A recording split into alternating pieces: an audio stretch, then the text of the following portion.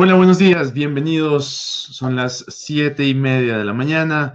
Bienvenidos a este webinar especial de Scotiabank Colpatria. Hoy tendremos a Sergio Olarte, el economista jefe de Scotiabank Colpatria, hablando con nosotros sobre qué está pasando en el mundo, cuáles son esas perspectivas macroeconómicas que podemos empezar a ver y cómo el COVID-19 pues ha puesto a prueba al mundo en todo sentido. Mientras van entrando, pueden ir escribiendo en el chat si nos escuchan, si ven la presentación adecuadamente. Y mientras eso, les voy a dar un par de recomendaciones para que vayan disfrutando el webinar. Lo primero es revisar que tienen una buena conexión. Recuerden, ¿Estás hablando? No te oigo. En estos momentos, ¿no me oyes?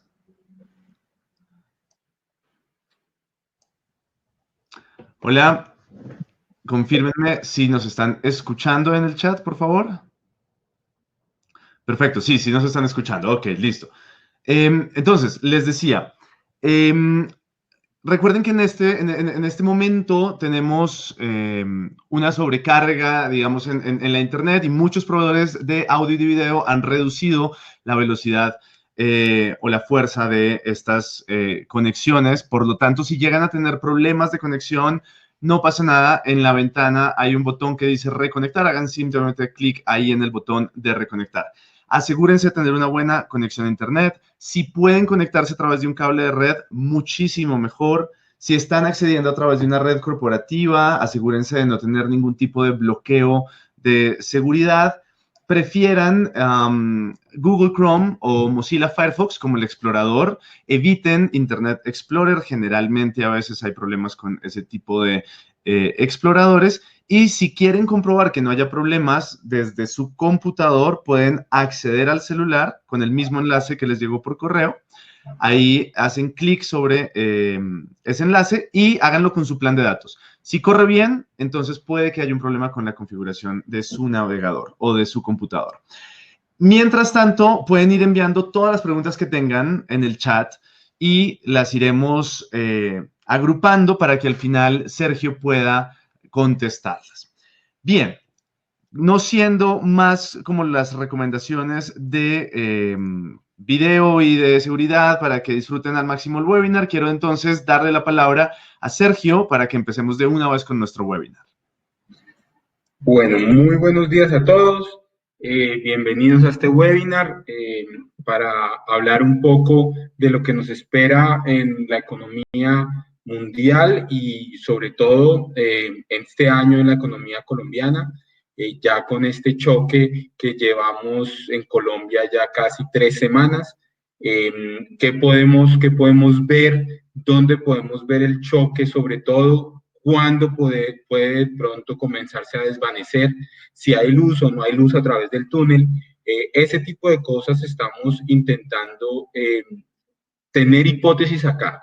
Eso me parece que es muy importante porque la palabra en este momento más relevante es incertidumbre. Es un choque que no habíamos visto pues nunca en nuestra historia reciente. Entonces hay muchas preguntas sin resolver, pero vamos a ver si podemos tener algo de guidance acá para ver hacia dónde nos podemos mover. Lo primero que les quiero mostrar es que el virus comenzó a expandirse muy rápido cuando salió de China. En este momento está en casi todo el mundo. Llegó a Colombia el 6 de marzo. Pero está llegando a muchos países y la pregunta es, bueno, ¿cómo están respondiendo esos países? ¿Qué están prefiriendo? ¿Están prefiriendo achatar la curva como estamos muchos diciendo o prefieren mantener la economía, digamos, rodando más tiempo y sin importar de alguna manera que la explosión de los contagios sea muy importante? En Colombia, por lo pronto, estamos intentando achatar la curva. Mientras tanto, en términos de política, sobre todo de política monetaria, los bancos centrales están echando mano de todas las herramientas posibles conocidas para intentar mantener la economía a flote. Entonces estamos viendo cómo, por ejemplo, la Fed bajó las tasas de interés a cero, el Banco Central Europeo mantiene las tasas de interés negativas, India hoy bajó las tasas de interés 75 puntos básicos, es muy probable que hoy el Banco de la República baje sus tasas de interés, es difícil saber cuánto, pero entre 25 y 50 puntos básicos, inclusive hay gente pensando que puede bajar 75 puntos básicos también. Pero adicional a esto, el mundo está hablando es de liquidez, de mantener la liquidez en el mundo muy estable para que las transacciones se puedan hacer y que la disrupción, a pesar de que ya es muy alta con el coronavirus, no se preste para que las transacciones, que el nuevo normal, digamos, de la economía mundial no se pare inclusive más, que el choque sea simplemente por el coronavirus, un choque de oferta que se volvió un choque de demanda después, porque ya la gente está confinada en las casas en la mayor parte del mundo, entonces lo que está haciendo es sacando liquidez, y es el famoso QE, el quantitative easing, la expansión cuantitativa del dinero simplemente para que, de nuevo, la liquidez en el mundo se mantenga. Ahora, ¿qué pasa en Colombia? En Colombia tenemos una cantidad de preguntas. Por el momento, en Colombia lo que se está haciendo son políticas supremamente convencionales. Este es un país cuyas instituciones son supremamente ortodoxas. Entonces, si ustedes ven fiscalmente, inclusive en algún momento se está diciendo que la emisión de TES, la emisión de deuda pública, va a disminuir en 1.5 billones de pesos y se va a tomar plata desde un fondo como pasando la deuda hacia futuro en vez de simplemente emitir deuda. Hay gente que dice que el Banco República debería prestarle directamente al gobierno, hay gente que dice que debemos utilizar las reservas internacionales para afrontar esta crisis, pero por ahora estamos haciendo políticas convencionales, dando liquidez, aplicando paquetes contracíclicos, lo más contracíclico que se pueda desde el punto de vista fiscal para afrontar la crisis. Aparte, el espacio fiscal no es muy grande, pero por ahora somos convencionales. Entonces, ¿cómo le irá a Colombia con estas políticas convencionales? Y eso cómo afecta de alguna manera los activos financieros. Entonces, la pregunta del millón siempre es, bueno, ¿y cuánto va a ser el dólar a las 3 de la tarde del 3 de abril? Más o menos. Entonces uno dice, pues realmente no tengo la respuesta, sin embargo podemos hacer algún tipo de guidance acá. Y la otra pregunta, la gran pregunta es ¿cuándo podemos volver a la normalidad? ¿Y qué significa volver a la normalidad? Porque puede ser que esta sea otro nuevo normal después de que salgamos de este choque. Vamos a intentar traer hipótesis sobre todas estas preguntas, pero de nuevo, la incertidumbre es bastante alta y la verdad es que todo puede cambiar muy rápido, súbitamente. Pero normalmente lo que sí sucede es que la historia nos trae como elementos para poder analizar qué tipo de choque es. Si bien el choque es inédito, sí hemos tenido 2 o 3 choques en el mundo que nos pueden dar de alguna manera algún guidance. Entonces tuvimos, por ejemplo, en Colombia la crisis de 2016 y 2015 con la caída del precio del petróleo. En 2008 tuvimos todo el choque de la caída de los mercados financieros internacionales. En 2001 tuvimos las .com, en 1980 tuvimos una cantidad pues la famosa década perdida. Entonces lo que estamos viendo es que primero el choque puede ser muy profundo y será profundo, pero normalmente salimos de los choques. Ahora, ¿qué pasa después del choque? ¿Qué tan permanentes, qué tantos efectos permanentes tiene un choque temporal? Eso es lo que vamos a intentar ver acá. Por ahora, lo que vemos es que el mundo definitivamente, según nuestras proyecciones de Scotia Economics, el mundo se va a ver bien afectado este año.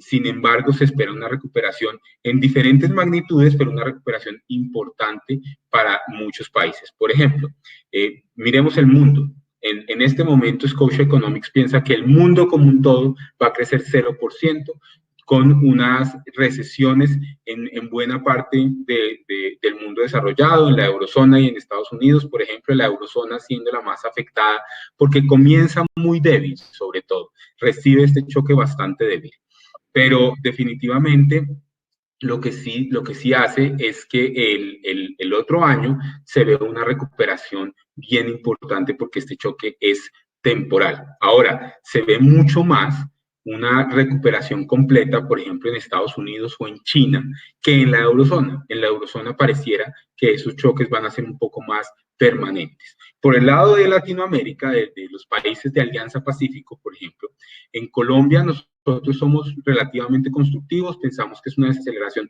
muy importante, el segundo trimestre va a ser muy difícil, con una caída de la producción, una caída del PIB en términos anuales y en términos trimestrales, pero el segundo semestre lo vemos un poco mejor y por ahí que pensamos que va a crecer 1,2. Sin embargo, la recuperación va a ser lenta, pero sí vamos a recuperar más o menos lo que estamos perdiendo. Sin embargo, tiene efectos permanentes, podemos ver.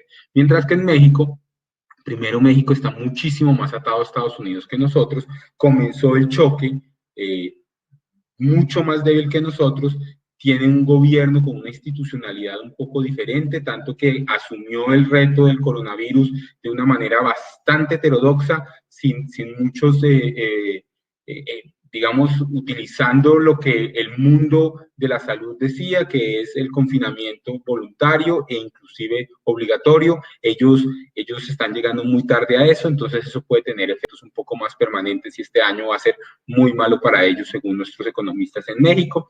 En Chile, por el contrario, parece que la recuperación va a ser mucho mejor y Perú es una cosa muy parecida a la economía colombiana.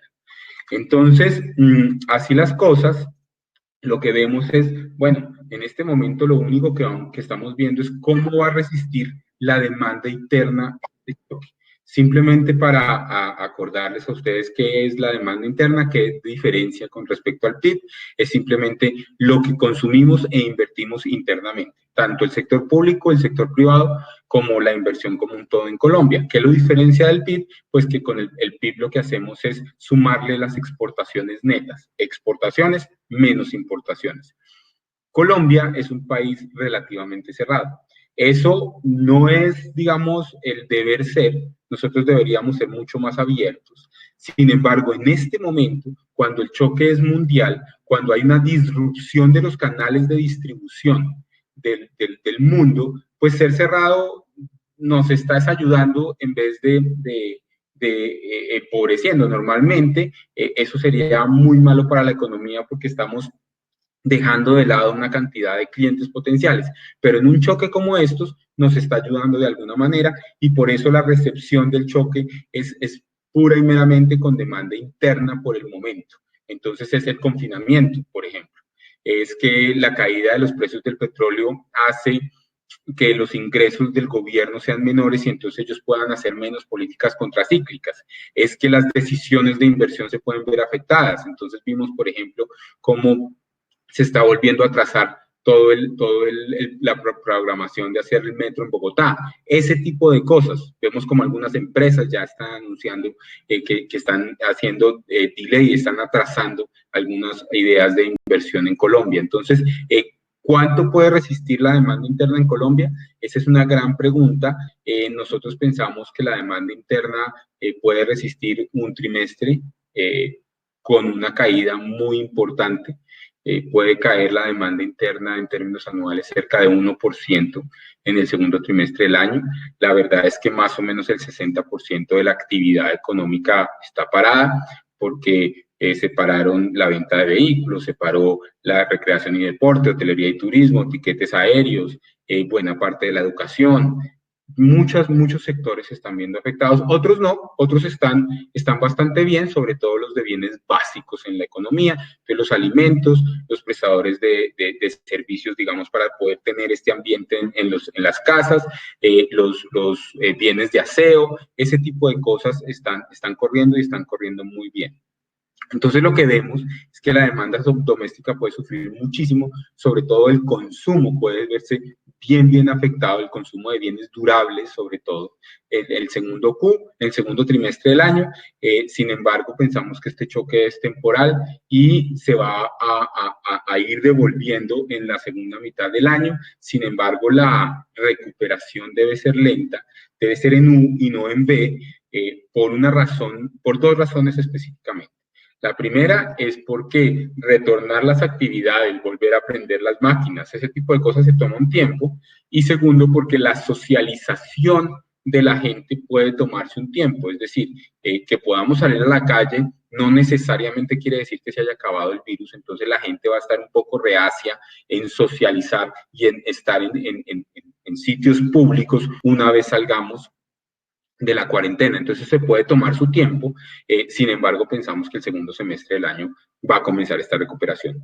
¿Cómo lo coge el choque en este momento a Colombia? El choque lo cogió con una recuperación económica que veníamos teniendo desde el año pasado, con unas instituciones muy fuertes, muy ortodoxas. Entonces tenemos un tipo de cambio flexible, tenemos una regla fiscal que, si bien es medio de caucho, existe y la exponemos hacia afuera. Y adicionalmente, no dejamos de pagar la deuda en Colombia, por ejemplo, desde la década de los 30. Entonces la gente confía en que Colombia pague la deuda, y tenemos, además de todo, un Banco Central independiente que se preocupa mucho por la inflación. Tanto se preocupa por la inflación que es de los pocos bajos bancos centrales que no ha bajado la tasa de interés. Esperamos que hoy la baje, pero no ha bajado la tasa de interés, precisamente esperando un poco más de datos, un poco más de información sobre qué puede pasar con la inflación. Eso es positivo en términos que el mercado lo coge como un buen, que se comporta bien de alguna manera el país, mientras que algunos pares no. Entonces vemos de nuevo el caso de México, que afrontó esto un poco diferente, y adicionalmente tenemos una demanda por bienes y servicios que está de alguna manera el gobierno ayudando a que se dé, a que se pueda proporcionar. Entonces se hizo muy rápido algunos de las cosas para poder solventar la crisis, intentando aplanar la curva muy rápido. Entramos a la cuarentena mucho más rápido que otros países, claro, disminuyendo la actividad económica, pero intentando que este choque sea lo más rápido posible, se vaya lo más rápido posible. Ahora, no todo es bueno, tenemos los retos de siempre. Tenemos un desbalance externo muy importante, por eso la tasa de cambio ha subido tanto. Tenemos de todas maneras un espacio fiscal bastante bajo. Por fortuna no se están todavía endeudando. Nosotros creemos que se van a terminar endeudando un poco más el gobierno para mitigar los efectos del choque.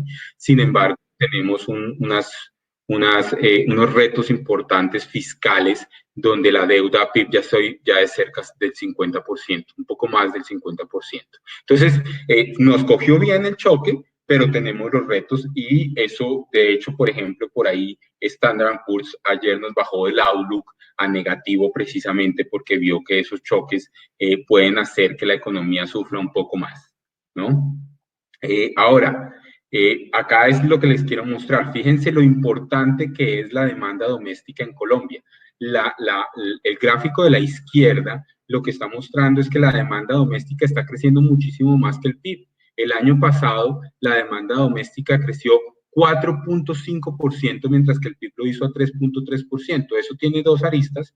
La primera es que esto es una economía cerrada, crece por demanda interna, pero también que tenemos un desbalance externo muy importante, vivimos de las importaciones. El otro lado, para verlo, es que en el momento del choque lo que vamos a hacer es disminuir muchísimo las importaciones, seguramente, tanto porque va a bajar la inversión, pero también porque está bajando el consumo de bienes durables, pero también lo que hace es ayudar de alguna manera a que el PIB como un todo no baje tanto, porque la caída de las importaciones ayuda a que el PIB no se vea tan afectado. Dicho esto, la demanda doméstica sí puede por lo menos estancarse en el corto plazo, con una recuperación el próximo año.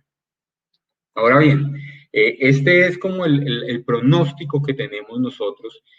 Lo que intentamos hacer es que, como la incertidumbre es tan alta, Entonces tenemos como tres escenarios. El primer escenario, donde pensamos que esta economía puede crecer 1.2% con una demanda interna que está cayendo un poco, involucra una recuperación lenta del segundo semestre del año, con que el choque se comienza a desvanecer y que los precios del petróleo suben, pero no suben demasiado, suben más o menos a 35, 40 dólares el barril. Tenemos un escenario optimista donde lo que vemos es el choque se desvanece un poquito más rápido, pero la recuperación sobre todo es más rápida y la guerra de precios del petróleo demora menos de lo que todos estamos pensando, ayudando de nuevo a las decisiones de inversión, sobre todo en Colombia. Y tenemos un escenario bajista donde lo que decimos es el choque, si es muy profundo, demora un poco más y la resocialización de la gente se toma muchísimo más tiempo, inclusive todo el segundo semestre del próximo año. En ese caso, la economía puede caer cerca de 0.7%, casi 1%. Acuérdense que nosotros no tenemos una recesión desde 1999, y la única recesión que tenemos en los últimos 40 o 50 años. Entonces, esto sería un golpe muy fuerte para la economía colombiana, pero como la incertidumbre es tan grande, lo que hacemos es tener estos tres escenarios. Uno, de nuevo, donde las cosas no salen muy bien, la resocialización se toma mucho más tiempo y los precios del petróleo se mantienen muy bajos. Otro, que es el que más creemos, que donde la resocialización se toma un tiempo, pero se comienza a dar en el segundo semestre del año, y otro que es bastante optimista, diría yo, que ojalá se diera, pero lo que genera es que el choque no sea tan rápido, no sea tan profundo, y salgamos nosotros como esos memes que nos muestran a comprar como locos en los centros comerciales una vez se acabe el choque. Ahora bien, entonces, frente a eso, en el escenario base que tenemos, en el de 1.2%, ¿cómo se puede reflejar la inflación? Fíjense que esta es una pregunta muy interesante, muy importante, porque por un lado, todos pensamos que la depreciación del tipo de cambio más la mayor demanda en el corto plazo por alimentos y por bienes esenciales puede generar inflación. Sin embargo, como el 60% de la canasta dejó de la canasta del IPC, está dejando de ser producida y ofrecida. Entonces no tenemos cines, no tenemos recreación y deporte, no tenemos transporte, no tenemos tiquetes aéreos, la educación de nuevo se baja un poco, los restaurantes, no hay restaurantes. Entonces hay una cantidad de series de bienes y servicios que simplemente se dejan de prestar, y eso entonces la inflación puede ser cero por ahí. Adicionalmente, la gasolina, que pesa más o menos el 3% en la canasta, bajó 12% a mitad de marzo, y los peajes nos están cobrando, y adicionalmente en algunos casos los servicios públicos también se están congelando. Entonces, como en un todo, la inflación, el IPC completo, puede inclusive bajar, porque además de todo la demanda interna está cayendo. Entonces, por ahí pensamos que si bien los precios de los alimentos van a forzar un poco la subida, la depreciación no va a pegar demasiado, porque los bienes, sobre todo que se ven afectados, más allá de los alimentos, por el tipo de cambio, pues no se están prestando, no se están vendiendo. Y eso es bien importante. Otra cosa son los arriendos, y este tipo de cosas seguramente se van a congelar durante un tiempo, mientras dura el choque, y por ahí la inflación puede que no suba demasiado. Así las cosas, lo que está haciendo el Banco Central inicialmente con el choque es, de nuevo, garantizando la liquidez del sistema financiero. ¿Para qué? Para que ustedes y nosotros podamos hacer todas las transacciones con la menor interrupción posible.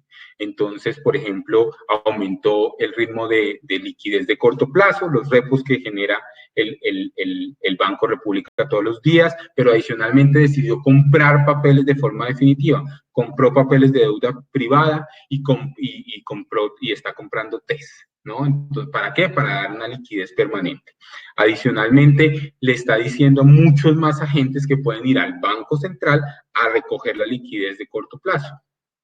¿Para qué? Para que nosotros mismos, si queremos, por ejemplo, sacarlas, no sé, recientemente se van a poder sacar las cesantías con algunos tipos de opcionalidad. Entonces, si queremos sacar las cesantías, asegurarnos que los fondos de cesantías, los fondos de pensiones y cesantías tengan esa liquidez en el corto plazo y que no haya de nuevo una disrupción en el sistema que haga que el choque pueda ser inclusive más complicado.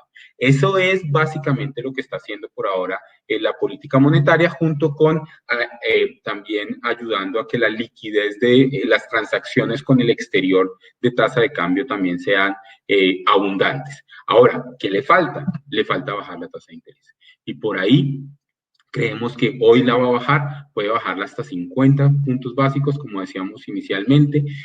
¿Para qué? Para que primero el post-choque, después del choque, la liquidez sea tal y la posibilidad de tener ahorros sea un poquito mejor, sea un poquito menor, para que nos dé el incentivo para poder gastar y para poder realizar otra vez todas nuestras decisiones de inversión. Entonces, bajo la tasa de interés en este momento. Pero adicionalmente, también para intentar que el resto de la formación de precios en la tasa de interés, que son la demanda por liquidez, todo el mundo está pensando en la liquidez, y adicionalmente el mayor riesgo país, el riesgo país en Colombia está subiendo más o menos 3 veces, hace un mes era 78, en este momento es 200. O 210, una cosa de ese estilo.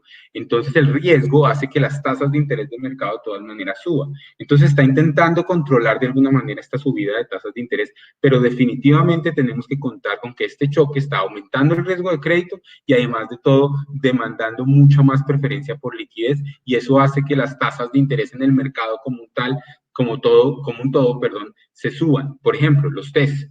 La deuda pública se ha subido 250 puntos básicos. Eso inclusive hizo al gobierno por marzo dejar de subastar su demanda interna porque los precios estaban cayendo muy rápido, o sea, la tasa de interés está subiendo muy rápido y de manera muy importante. Eso precisamente porque el riesgo y el miedo y la incertidumbre hace que la gente que está dispuesta a prestar el dinero esté dispuesta a prestarlo, pero a una tasa más cara. Adicionalmente, entonces, ¿qué está haciendo la política fiscal? Entonces, la política fiscal lo que está haciendo inicialmente es, mire, yo tengo que demostrarle al mundo que soy responsable, inclusive en momentos muy difíciles.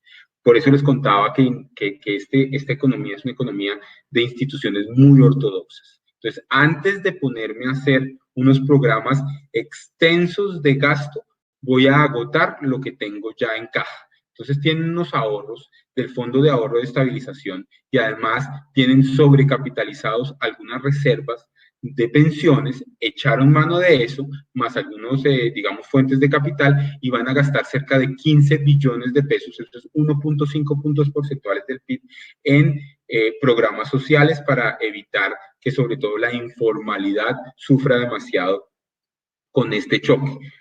Sin embargo, lo que nosotros creemos, y por eso ponemos ese gráfico ahí tachado con el COVID-19, es que en este momento se va a necesitar mucho más. 15 billones de pesos no es suficiente y la política monetaria lo único que puede hacer es generar la liquidez necesaria, pero el que está llamado en el mundo a resolver, digamos, el problema de salud o de tener, digamos, los hospitales preparados para el COVID-19 y además solucionar el problema de mucha gente informal que vive día por día, ayudarlos a que puedan alimentarse, la política fiscal. Entonces nosotros pensamos que de todas maneras en algún momento va a haber un poquito más de deuda, pero inicialmente estamos mostrando responsabilidad.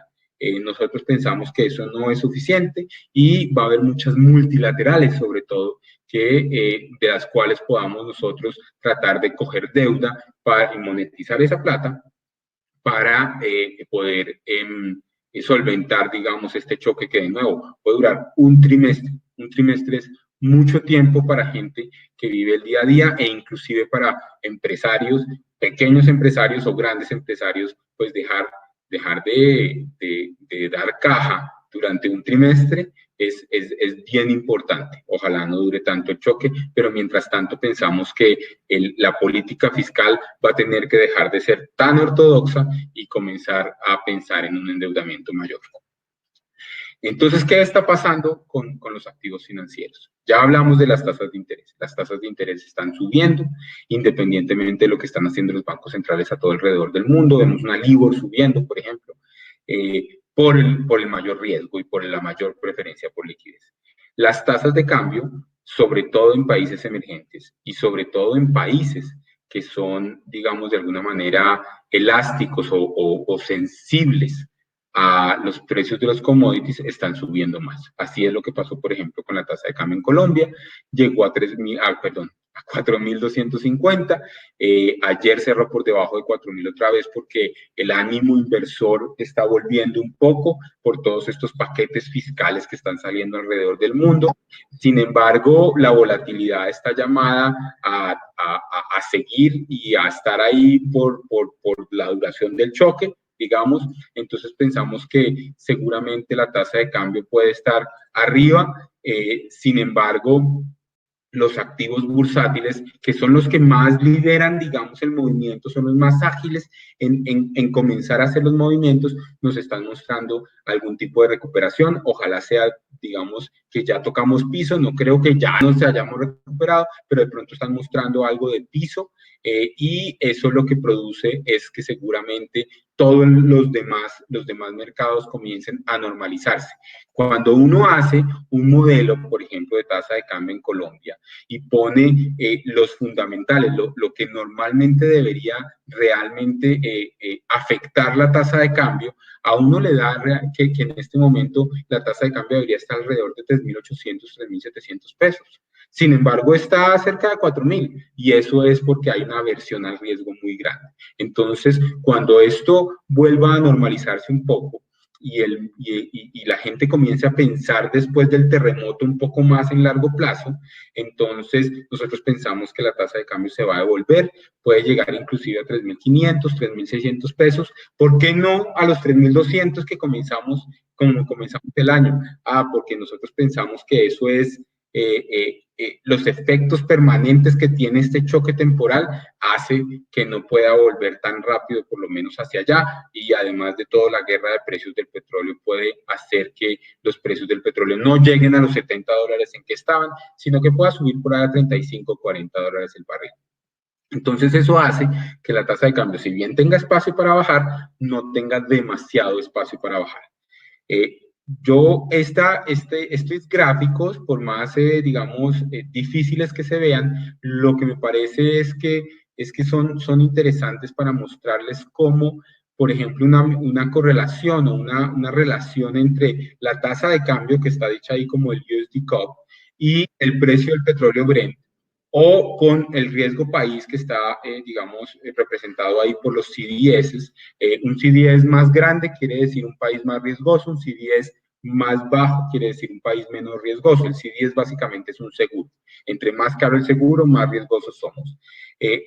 La correlación entre estas dos variables con la tasa de cambio es muy variable, no es constante en el tiempo. ¿De qué depende? De los momentos. Entonces, si es un momento tranquilo, la verdad es que el CDS no se mueve, los precios del petróleo son muy constantes y la volatilidad de la tasa de cambio sí es muy alta, porque es una tasa de cambio flexible. Cuando estamos muy estresados, ahí comienza otra vez a haber correlación, o cuando realmente el precio del petróleo estaba por allá en $120 el barril, también porque nos estamos haciendo de alguna manera marginalmente más ricos. Pero en momentos, digamos, normales, estas correlaciones se pierden de manera importante. En este momento, cuando uno hace con este choque, con estos pocos datos, la verdad es que sobre todo el CDS y la tasa de cambio comienzan a tener una relación bien grande. Entonces, por ejemplo, cuando comenzó a subir el tipo de cambio de 3.000, no me acuerdo, 3.500 a 4.000 pesos, el CDS se cuadruplicó, ¿cierto? Y eso fue lo que hizo que la correlación entre estos dos volvió a ser muy importante. Recientemente, los últimos 2 o 3 días, el CDS ha venido bajando, bajó de 300 a 200 y vemos una apreciación de casi 200 pesos o un poco más de 200 pesos en en el tipo de cambio. Entonces yo lo que los invito es que en este momento de estrés pareciera que el CDS, inclusive más que el precio del petróleo, porque básicamente el precio del petróleo debajo de 30 ya deja de ser tan relevante para Colombia, porque ¿qué puede pasar? Que Ecopetrol de cero, Ecopetrol da cero, debajo de 30, digamos. Entonces ya no le pega tanto, digamos, a las finanzas públicas y a la entrada de dólares a la economía un petróleo por debajo de 30, mientras que el riesgo país sí puede subir o bajar independientemente del precio del petróleo, dependiendo del choque. De tal manera que yo los invito es a que ustedes estén mirando el CDS si la tasa de cambio es muy relevante para ustedes, porque eso puede liderar de alguna manera o dar un guidance hacia dónde puede estar yendo la tasa de cambio en el corto plazo. Así las cosas, para terminar y dar un tiempo para preguntas. Lo que tenemos es en el escenario base una economía creciendo 1.2%, la tasa de desempleo se me quedó pegada, les ofrezco mil disculpas, pero pensamos que la tasa de cambio puede ser del orden de 12% este año. Eso me parece que es algo para ver, y de nuevo la política fiscal debe velar por eso, y de pronto les va a tocar dejar de ser un poquito o ser un poco más heterodoxos para poder ver eso por ahí.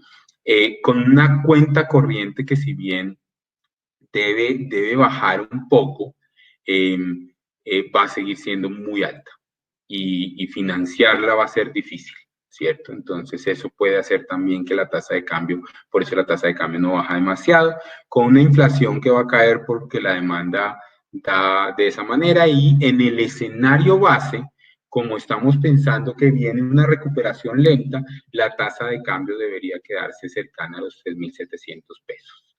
Y un Banco de la República que puede bajar la tasa de interés hasta el 3.50%. Hoy nos pueden sorprender bajándola a 50 o los 75 básicos de una vez, pero seguramente van a bajar 25 básicos. Y un gobierno, nosotros tenemos acá, que sube su déficit fiscal.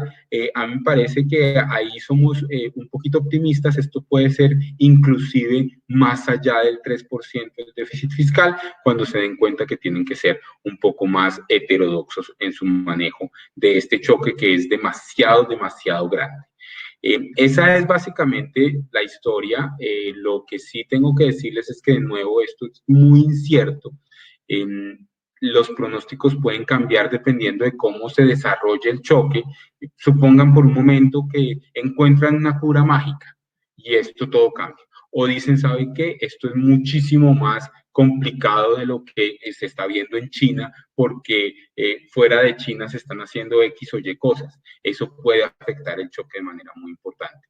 O de repente llega el verano en el hemisferio oriental del mundo, y todos los casos comienzan a bajar porque es un virus estacional. Resulta que si es un virus estacional, todo cambia realmente. Entonces, esto es mucha incertidumbre. Creo que el segundo trimestre es una economía de supervivencia, donde la liquidez es muy importante, donde los activos financieros van a estar débiles y volátiles, y uno debería jugar exactamente con eso. Yo los invito entonces a que si tienen alguna pregunta, pues la remitan por la web. Muchísimas gracias. Gracias, Sergio. Bueno, sí, tenemos preguntas que nos han ido dejando ahí en el chat, entonces vamos a abrir unos minutos para contestar preguntas. Les pediré que las vayan escribiendo en el chat si les van surgiendo nuevas. Intentaremos contestar la mayor cantidad de ellas. Aprovechando que estabas aquí en estos macroeconómicos, Alfredo nos pregunta, ¿cómo es la tendencia del precio del petróleo? Entonces, los precios del petróleo, lo que nuestros economistas especializados en commodities y especializados en petróleo están viendo son dos cosas. La primera es que esta guerra de los precios del petróleo comenzó primero por el choque que tiene el coronavirus de baja demanda por commodities. Entonces el precio bajó, y la falta de entendimiento entre Rusia y Arabia Saudita hizo que se comenzara esta guerra de precios del petróleo, y Arabia Saudita dijera, bueno, entonces ya no voy a producir 9 millones de barriles diarios, sino 13 millones de barriles diarios. Entonces la pregunta es, bueno, ¿cuánto pueden durar estos dos países con precios del petróleo a 27? Entonces hay dos break-evens, hay dos precios del petróleo sensibles para estos países y para todos los que se producen petróleo. Hay un break-even, hay un precio donde las empresas son rentables, desde cuáles las empresas son rentables, pues resulta que estos dos países viven o sea, son muy dependientes del precio del petróleo, que ese es el que más importa. El precio del petróleo, que es muy importante para Arabia Saudita, donde no tiene que desahorrar, es $80 el barril. El precio del petróleo, fiscalmente hablando, donde Rusia no tiene que desahorrar, es $45 el petróleo. Estamos hablando para el Brent. Eso es muchísimo más alto de lo que está en este momento. Entonces ellos están desahorrando. Ahora, ellos tienen unos fondos gigantescos que dice Arabia que le dura 7 años, dice Rusia que les dura 4 años. Eso siempre ha estado ahí. La verdad es que a ellos no les gusta desahorrar. Entonces se están mostrando los dientes y se están mostrando los dientes duros de una vez para ver si quiebran el fracking en Estados Unidos. Por cierto, sin embargo, pues la historia nos ha mostrado que el fracking se puede apagar y simplemente no, y después prender, digamos. Pero entonces, así las cosas, toda esa dinámica hace que la guerra de precios del petróleo, según nuestros analistas, no dure tantísimo, pero puede durar todo este año. Entonces ellos lo que están haciendo es, una vez se acabe, digamos, el choque del coronavirus, la demanda vuelve y los precios pueden llegar a $35, $40 el barril para finales de año, y el próximo año ya pueden haber algún tipo de conversaciones y puede llegar a $45 el barril. Pero no son muy optimistas con el precio del petróleo en el corto plazo nuestros analistas de commodities. Bien, Mario nos preguntaba por allá al principio del webinar, ¿cuáles crees que son los sectores que se van a ver más afectados en Colombia por la cuarentena? Y uno de esa pregunta con la de Alejandro, preguntando específicamente por el sector de la construcción. Sí, son excelentes preguntas. Yo les confieso que yo tenía una diapositiva con ese tipo de análisis y la quité precisamente porque la incertidumbre es muy alta. Sin embargo, ¿cuál es la idea? La idea es que, como les dije inicialmente, los sectores que se paran porque todos estamos confinados, esos son los sectores más vulnerables. Lo primero es el transporte. No nos queremos socializar, cerraron las fronteras, es una política pública mundial y entonces los medios de transporte sufren mucho, sobre todo las aerolíneas y además de todo el turismo, porque pues si no podemos salir de acá, pues no podemos ir a hacer turismo. Entonces, hotelería y turismo y la parte de tiquetes aéreos y de aerolíneas es muy, muy relevante y le está yendo o está siendo muy complicada.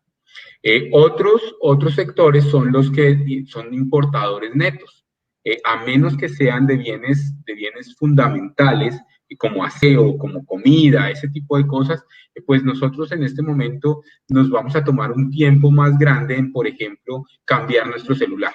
Entonces, esos importadores de bienes durables puede ser bien complicado. En términos de construcción, bueno, y recreación y deporte también. Por lo menos hasta que pase el choque. En términos de construcción, vemos que el confinamiento y el no poder estar mucha gente reunida en un tiempo, en un mismo ambiente, hace que la construcción se pare, sobre todo la construcción de edificaciones y de obras civiles inclusive. Y adicionalmente, el miedo de que la economía no se acelere otra vez, hace que mis expectativas para comprar vivienda puedan verse afectadas y yo prefiera liquidez en vez de meter mi plata en una vivienda en este momento.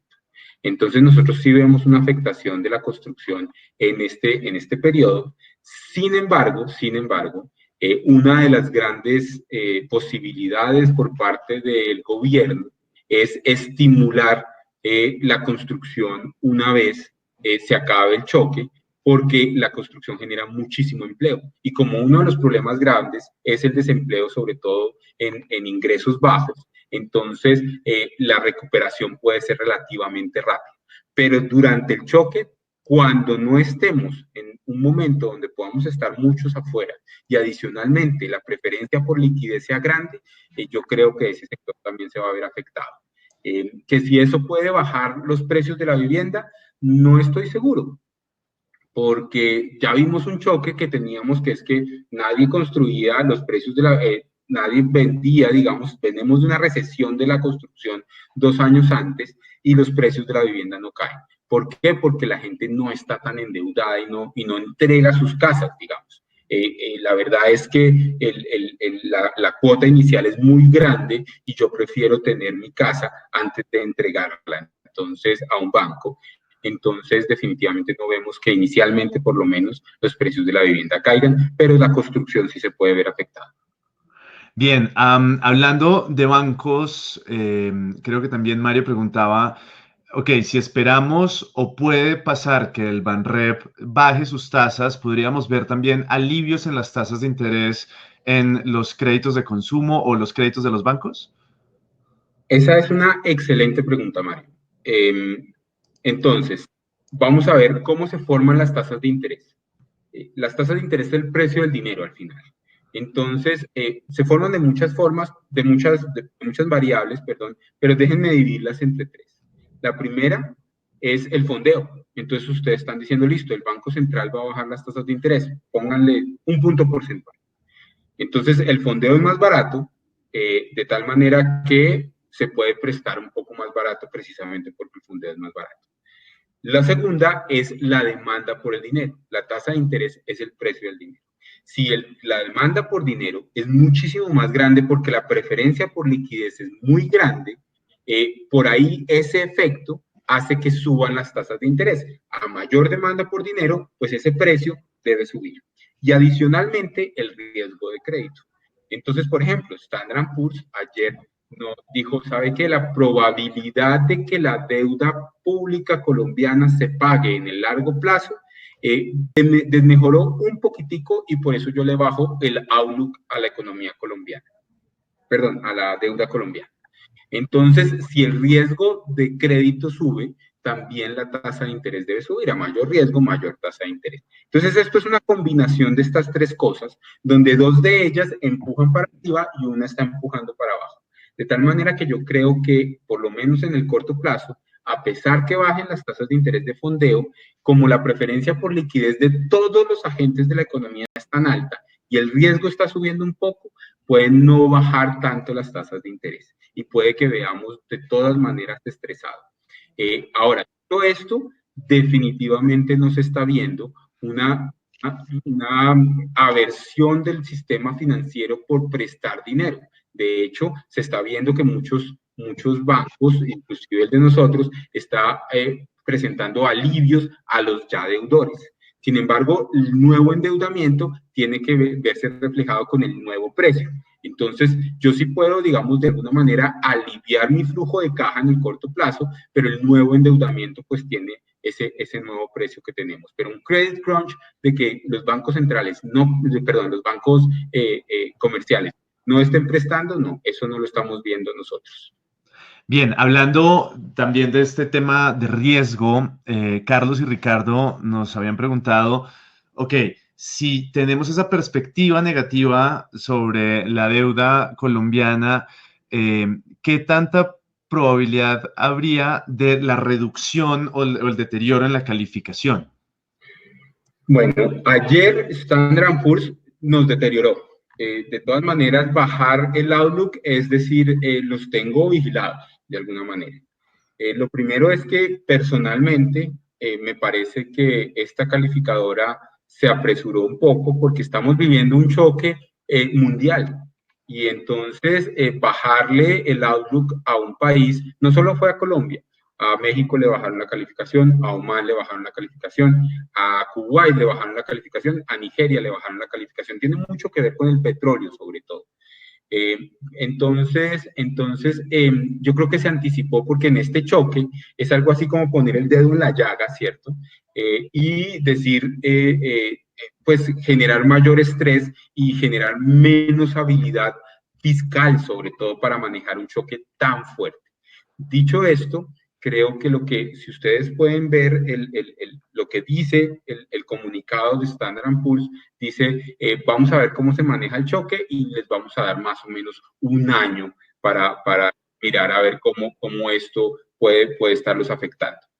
Entonces, perder el grado de inversión en el corto plazo, creo que ya Standard Poor's se pronunció y son los únicos que nos tienen a un escalón de perder el grado de inversión. Las otras dos calificadoras pues pueden estarlo evaluando y Fitch ya nos tiene en outlook negativo, 2 escalones arriba de grado de inversión, nos puede inclusive bajar a un solo escalón. Pero perder el grado de inversión, por lo menos este año, mientras que está el choque, estamos con el choque en medio, no creo que pase. Vamos a ver cómo terminamos después del choque, qué tan lastimados y de nuevo qué posibilidad hay con este nuevo endeudamiento que yo estoy proponiendo. Sin embargo, inicialmente, fíjense, el gobierno no se está endeudando más, está echando mano de unos ahorros que le va a generar endeudamiento de largo plazo, por supuesto, pero por lo menos en el corto plazo no está generando ese endeudamiento.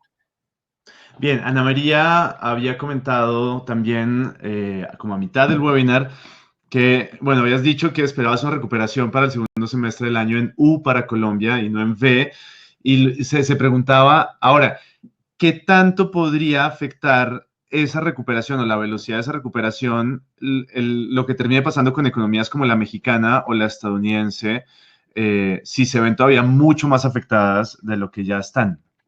Es una excelente pregunta. La verdad es muy buena. Yo la voy a abordar desde 2 puntos de vista.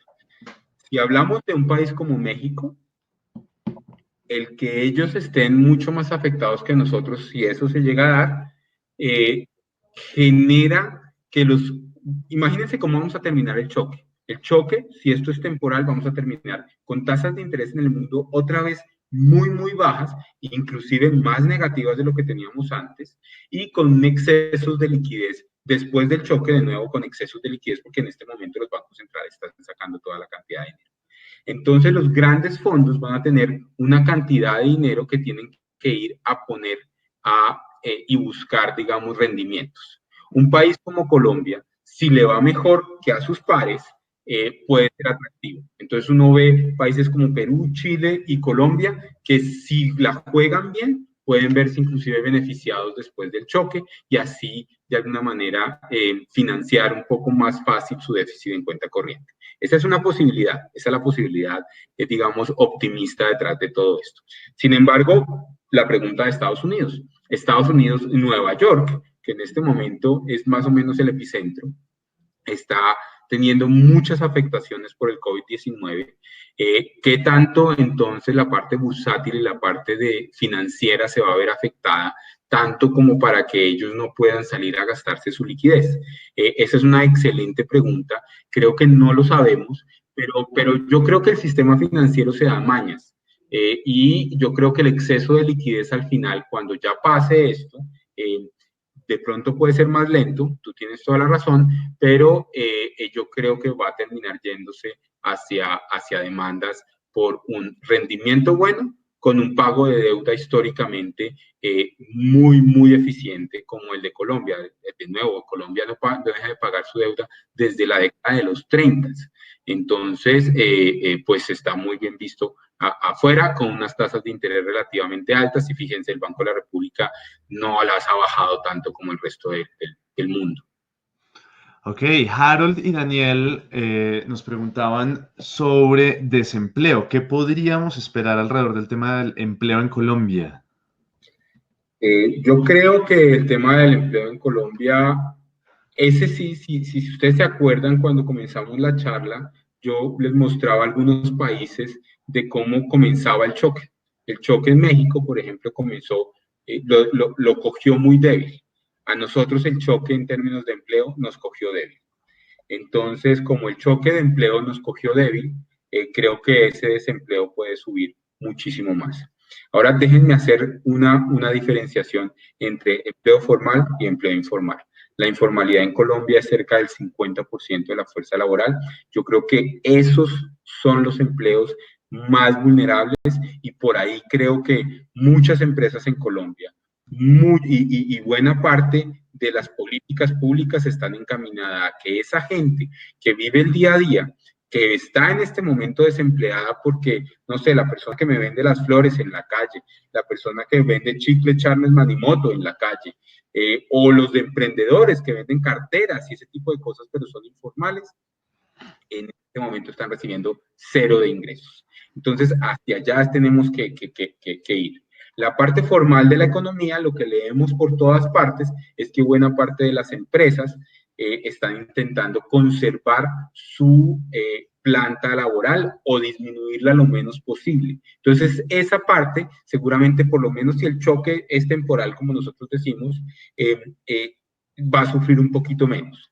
Y hay, digamos, políticas también sociales, de no pagar para fiscales y ese tipo de cosas, tratando de incentivar a las empresas a que conserven su masa laboral. Pero creo que lo que más está sufriendo es la parte informal de la economía y el desempleo puede subir tranquilamente a 13, 15%, dependiendo de cómo se maneje realmente estos programas sociales en el país. Ahora, por fortuna también, la parte informal de la economía es la que es más dinámica al final. Entonces yo como vivo día para día, se acaba el choque y yo vuelvo a salir a la calle a ofrecer mis bienes y servicios. Entonces esa recuperación se puede ver un poco más rápida, digamos, que si se pierden empleos formales, porque la consecución otra vez de empleos formales se toma un mayor tiempo. Entonces lo que tenemos es que esperar es que la parte formal de la economía resista un poco y no comencemos a ver digamos, despidos masivos en la parte formal de la economía. Bien, tenemos espacio para las últimas dos preguntas. Alejandro, a propósito del tema del precio del dólar, nos decía, la cantidad de dinero que está metiendo Estados Unidos, además de los indicadores o el deterioro de sus indicadores, ¿no debería presionar también el precio del dólar a la baja? En un momento, digamos, relativamente normal, sí, porque el precio del dólar realmente es el precio relativo, digamos, en la tasa de cambio en Colombia de los con respecto a los dólares. Si hay muchos más dólares en la economía, pues el dólar debe bajar. Sin embargo, tenemos un problema de la preferencia por liquidez. En este momento, muchos de los agentes de la economía tienen preferencia por liquidez, pero tienen preferencia por liquidez en dólares. Entonces, puede que esté llenando de dólares el mundo, pero la gente los demanda. Entonces, así la oferta sea más grande, si la demanda está creciendo de esa manera, con la gente muy nerviosa, entonces a mí me enseñaron desde chiquito que el dólar, eso es la moneda fuerte. Entonces yo demando esa moneda fuerte, mientras que la percepción de riesgo cambia un poco y yo me doy cuenta que hay exceso de dólares y comienzo a demandar otras monedas como por ejemplo la colombiana o por ejemplo inclusive la deuda pública colombiana. Entonces yo sí creo que por eso el dólar eventualmente debe caer, pero mientras que tengamos esa preferencia por liquidez y esa aversión al riesgo en el mundo, es muy probable que la tasa de cambio se quede por allá arriba. Bien, y la otra pregunta es una opinión que te pide Alberto sobre medidas como garantizar rentas básicas o rentas mínimas a la población como una forma de mantener el consumo y si ves que eso podría ser viable en un país como Colombia. Uy, esa es una excelente pregunta, menos mal la dejaron para el final, eso es difícil, digamos. Y Ajá. yo tengo algunos problemas con el asistencialismo. En un choque como este, el asistencialismo es importante, pero ojo con los incentivos. Si yo lo que hago es garantizar rentas regalando dinero, quitar ese incentivo se vuelve muy complicado, porque la gente lo va a seguir esperando y seguir esperando. Si yo lo que hago es garantizar o incentivar a la gente que reciba esas rentas, pero con algún tipo de retroalimentación o obligándolos de alguna manera a algún tipo de trabajo, eso me parece que es como debe ser. Entonces, sí, yo tengo que hacer políticas de choque, políticas keynesianas, digamos, como uno diría, pero ojo con los incentivos y con los subsidios. Los subsidios deben ser generando los incentivos para que estos subsidios produzcan lo que yo quiero que deben producir. Entonces, mayor consumo, pero adicionalmente incentivos para que la gente no se quede desocupada, sino que encuentre algo que hacer. Entonces, si esos incentivos, si esos subsidios, si esas rentas aseguradas son de esas características, creo que son excelentes siempre y cuando sea responsable fiscalmente, digamos, o no tan irresponsable de una manera fiscalmente. Pero si es simplemente regalar plata, me parece que eso mucha gente ni siquiera lo va a utilizar como yo quisiera que se utilizara, sino que lo van a meter debajo de la almohada, ¿cierto? Y después lo que van a hacer es pedirme y pedirme y pedirme más. Bien, bueno, completamos nuestra hora de transmisión. Quiero agradecerles a todos los que se quedaron conectados con nosotros hasta el final. A ti también, Sergio. Nos veremos seguramente en un próximo webinar nuevamente con Scotiabank Colpatria. Muchas gracias a todos, que tengan un feliz día. Y a ti también, Sergio, gracias. Y bueno, Muchas te dejo para gracias que a te todos. despidas. Hasta luego. Muchas gracias y espero poder volver a ver pronto.